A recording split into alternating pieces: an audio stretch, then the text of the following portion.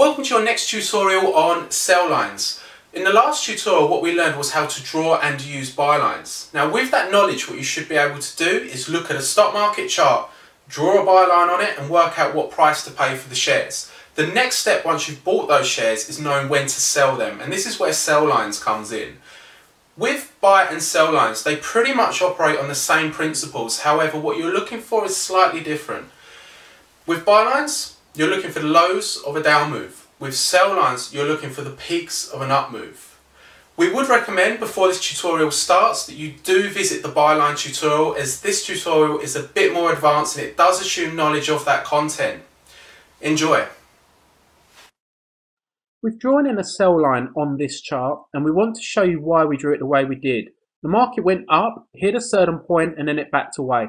This is the high of that up move. What we're then looking for is if there's another up move that hits the certain high and fails to go higher, we can then consider drawing a sell line across. So now we have two peaks at the same price, we know we can draw a sell line. If the market only pulled back a little bit and then retested the highs, you probably wouldn't have the second peak. The fact that the market pulled down a lot makes that peak very significant. When the market does go back up to retest that price, it got sold. If it goes up a third time to retest the price, the chances are that people will be selling on that sell line, the market will break down. Here is another way of generating sell lines. The market breaks down, hits the low of a down move and bounces. We have a bounce at the same price again. So what we learned in our last tutorial is we draw a line connecting the two of them lows and extend it outwards. Unfortunately, the price got below our buy line and then it went back up and tried to get above it but failed. When you get underneath a buy line, it becomes a sell line, and that's why the market broke down at that point. So when you're above the buy line, it's a buy line. When you're below it, it becomes a sell line. And these lines function differently dependent on whether you are coming from above or below the line. We're going to show you some sell lines on a real stock market chart now. We have sell line 1 and sell line 2. When the market goes up, it rallies as high as 125p a share and then it breaks downwards. It has another go at getting above the same price and breaks down. That is a warning sign. That shows an area of resistance. A third time we try the same price and break down.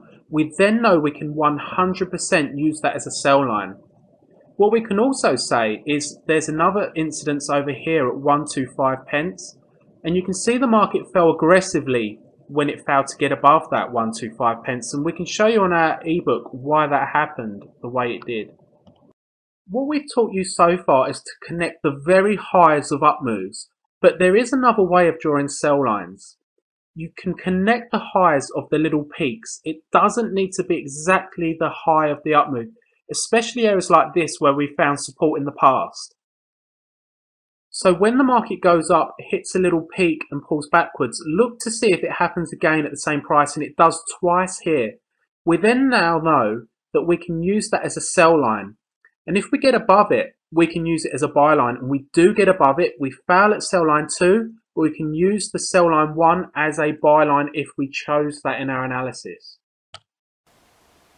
The video clips that you've just watched represent only half of our tutorial on sell lines. The other half can be located in our ebooks. What you would have learned from these video clips is you would have learned the basics on drawing sell lines and also an introduction into how these change, whether the price is above them or below them. And what we mean by that is once you've drawn a buy line, the price when it's above it will always respect it as a buy line, but if it breaks below, that buy line then becomes a sell line. There's more on this in our ebook, and we do strongly advise you do download this free ebook if you haven't done already. There's real stock market charts in there and you can use those to draw your own sell lines. It's a way that we can ensure the knowledge you're getting from these videos is being applied in the right sense. For the next two tutorials, we're going to look at two different versions of buy and sell lines. So far we've looked at the horizontal buy lines and horizontal sell lines. What we now need to look at is the ascending buy lines and the descending sell lines. So collectively what you'll know is every single way of drawing a buy and sell line by the end of the video set. Thank you for watching.